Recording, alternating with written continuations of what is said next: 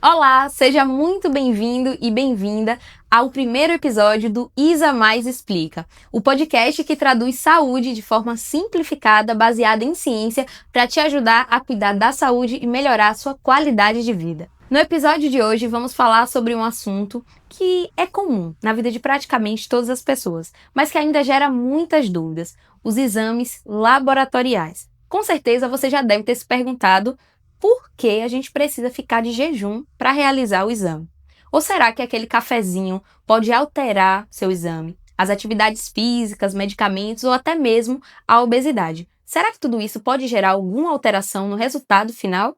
E para esclarecer todas as nossas dúvidas, eu recebo aqui hoje o Dr. Sandoval Andrade. Ele que é farmacêutico e bioquímico também, né? Profissional que atua diretamente na interpretação e na orientação de exames laboratoriais. Vai ajudar a gente a entender principalmente como interpretar esses exames. Dr. Sandoval, seja muito bem-vindo ao episódio do Isa Mais Explica. Olá, boa tarde, Luísa. É um prazer estar aqui hoje com você para tirar essas dúvidas relacionadas aos exames de laboratório. Dr. Sandoval, para a gente começar, explica aqui para o nosso público por que é tão importante realizar os exames laboratoriais. Bem, os exames laboratoriais, além de auxiliar o médico num diagnóstico, ele também é muito importante porque você pode fazer um diagnóstico de uma doença mesmo antes dos sintomas começarem a aparecer e também para monitorar o tratamento de determinada doença. Entendi. Então não é só quando a pessoa está doente que ela precisa fazer os exames, né? Bem, os exames você deve fazer não sempre quando está doente, porque às vezes você está até apresentando um sintoma e você relaxa, mas a partir do exame que você faz, você vai ver o que é que está necessitando ali. Um exemplo, às vezes está se sentindo cansado, vai lá andando um pouquinho e se cansa com facilidade. Aí às vezes pode ser que alguma deficiência de alguma vitamina, pode ser alguma anemia, e aí você faz aquele exame e vai apresentar um resultado. E entrando aqui no nosso primeiro tema, né, que é o tema principal, sobre os exames laboratoriais na obesidade. Explica pra gente quais são os principais exames para os pacientes que estão em sobrepeso e obesidade precisam realizar. Bem, os exames laboratoriais realizados tanto na obesidade quanto Sobre... no sobrepeso, você deve ser feito, tipo, você quer emagrecer, não adianta você querer fazer um emagrecimento sem saber qual é a causa da obesidade. Às vezes pode ser um problema de tireoide, que você tem que dosar a tireoide, tem que dosar o perfil lipídico para saber também, tem que dosar função hepática. Às vezes, a depender dos sintomas que a pessoa está apresentando, você deve dosar algumas vitaminas também, porque isso vai auxiliar no tratamento do emagrecimento e do seu estado nutricional. Devendo também fazer alguns outros exames, tipo o índice de Roma, para ver como é que está a sua gordura abdominal, fazer exame de cortisol, para ver como é que está a questão da ansiedade, porque a obesidade, ela não vem só apenas a engorda, vem com uma consequência. Na verdade, hoje a obesidade já é uma doença. Então, os exames mais complementares vai depender de acordo com o perfil do paciente. E no caso do sobrepeso, existem também os exames específicos do estado nutricional. Às vezes tem pessoas que têm que dosar vitamina B12, dosar vitamina D, porque vai depender também do tipo de alimentação que aquela pessoa está ingerindo. Entendi. Então, no sobrepeso, e também os exames da tireoide, porque no sobrepeso você vai ter falta de alguns nutrientes e já no subpeso você já vai estar em excesso. Então, por isso a importância. Porém, devendo sempre chegar no laboratório, ter uma orientação do profissional de saúde, o farmacêutico, o nutricionista ou o médico para poder lhe orientar o qual exame realizar da forma correta. Muito interessante essas explicações e me surgiu até uma outra dúvida. Então, o fato do paciente ser obeso, ele pode alterar o resultado dos exames? Sim, realmente, não só apenas o obeso, como também o sobrepeso, né? Porque normalmente vai depender muito da alimentação desse obeso, o que é que tem. Vai depender muito da causa da obesidade. Às vezes pode ser uma obesidade devido à alimentação. Claro, vai ter alterações em determinados exames. Ah, não, essa obesidade é de um fator hormonal, vai alterar alguns outros exames hormonais. Como também uma pessoa que tem sobrepeso, com certeza ele vai ter alguns exames alterados, devido também, um exemplo, a creatinina, vai ter redução no seu nível, porque ela está com a nutrição dela baixa.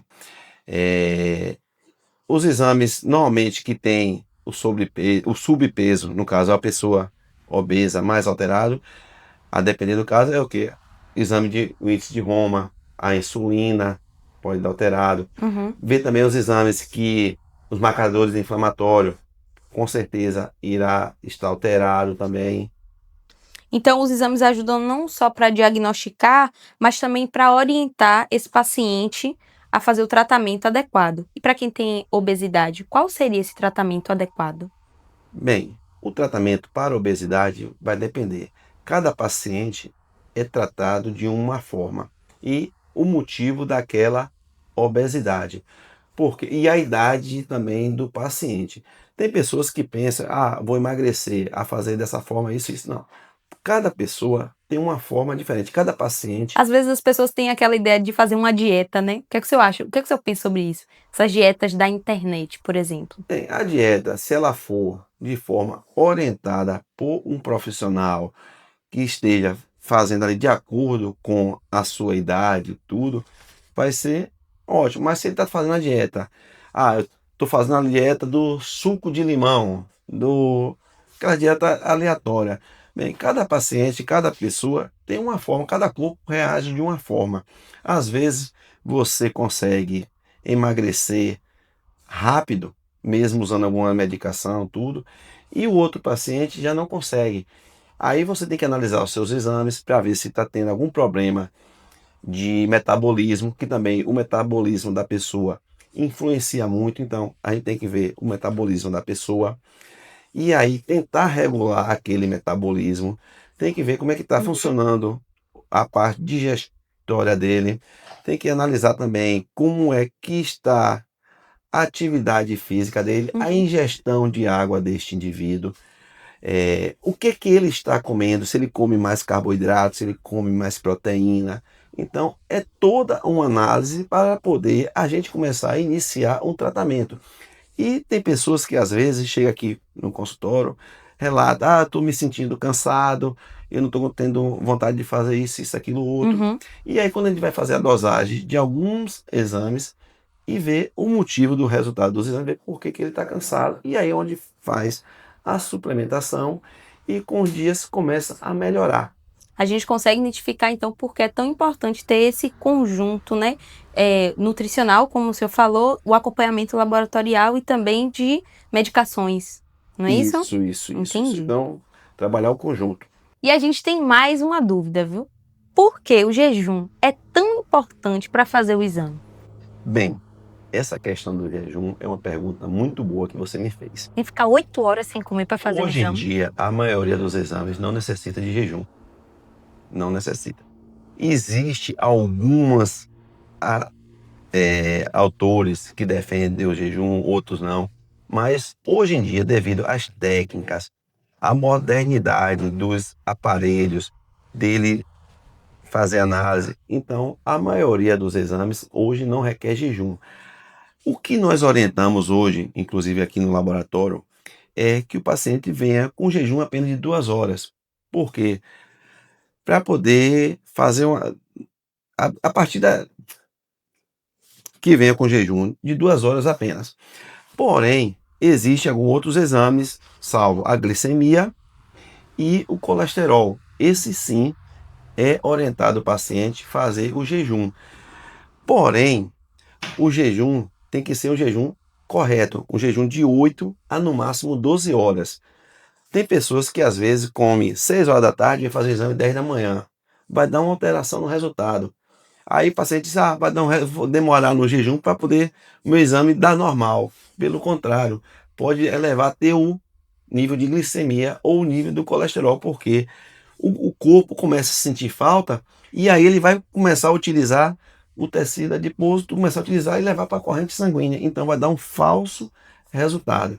Então, por isso, hoje em dia, a gente recomenda não fazer muito o exame de jejum, e sim fazer, no caso, a glicemia e o colesterol. Porém, eu mesmo defendo no diagnóstico da glicemia, como alguns outros, não o exame de glicemia, mas sim o exame de hemoglobina glicada, que não necessita de jejum nenhum. Entendi. E o exame de glicemia, ele é muito variável. Você pode dosar aqui hoje, está um valor, amanhã está outro, que não apenas o jejum vai interferir, mas sim também o estado do paciente. Se o paciente está sob um estresse, se está sob alguma pressão ou não, vai influenciar nesse resultado. Então, o melhor caminho é seguir as orientações, cumprir o jejum direitinho para não ter nenhuma alteração no exame. Isso, se você for fazer aquele exame de jejum, que seja um jejum de 8, no máximo 12 horas, e, no caso, a maioria dos exames não há necessidade de jejum prolongado, no máximo de 2 horas. Perfeito. E aquele cafezinho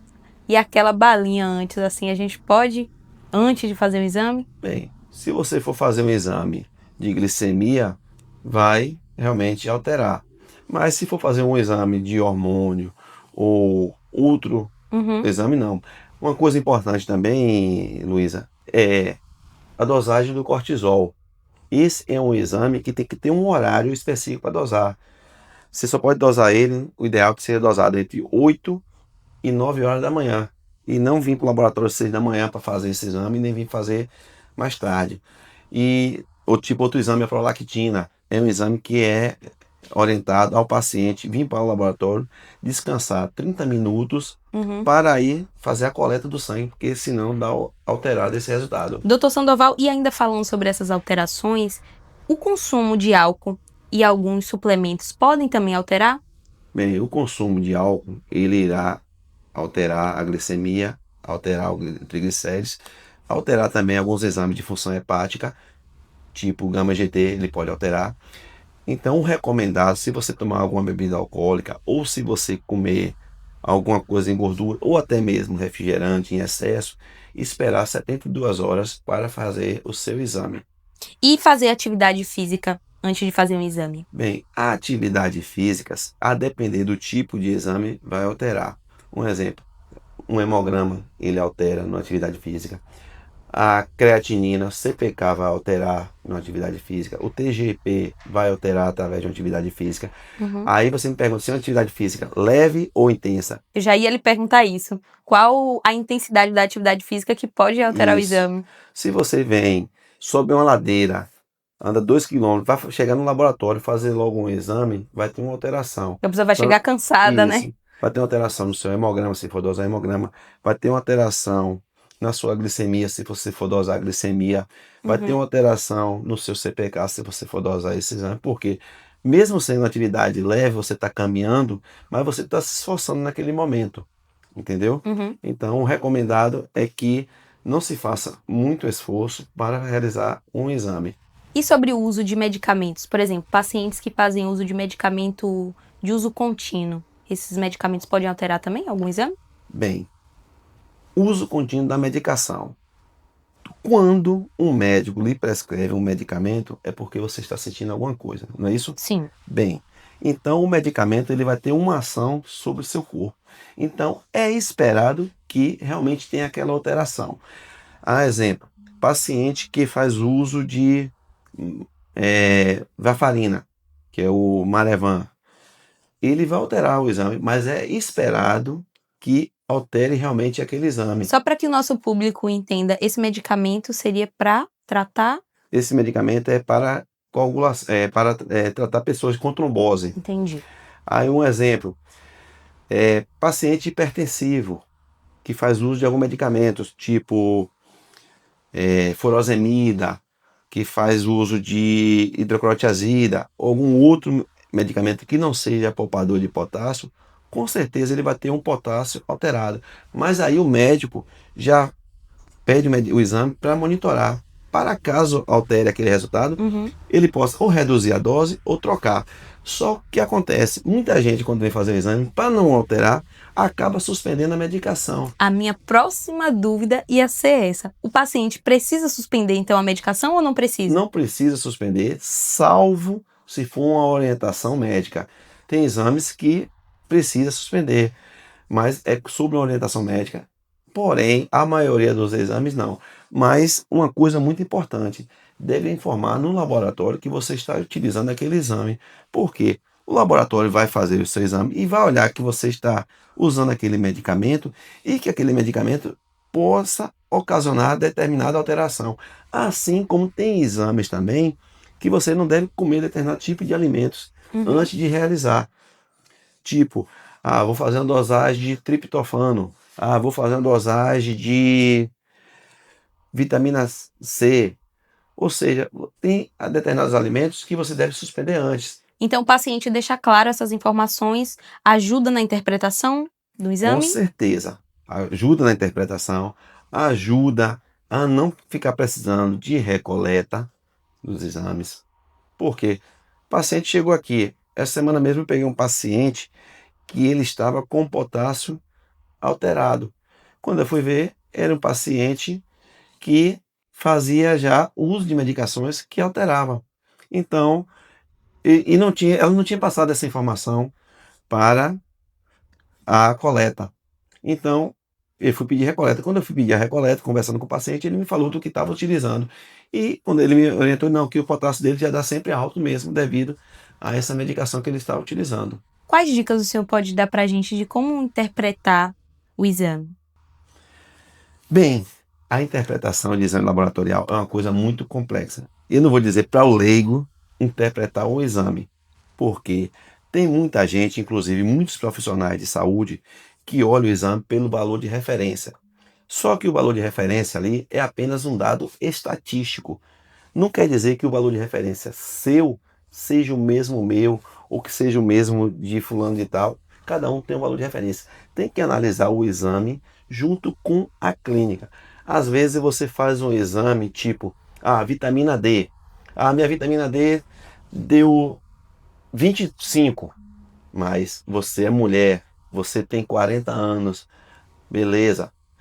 Você está se sentindo cansada, está sentindo algum sintoma. Então, você precisa repor.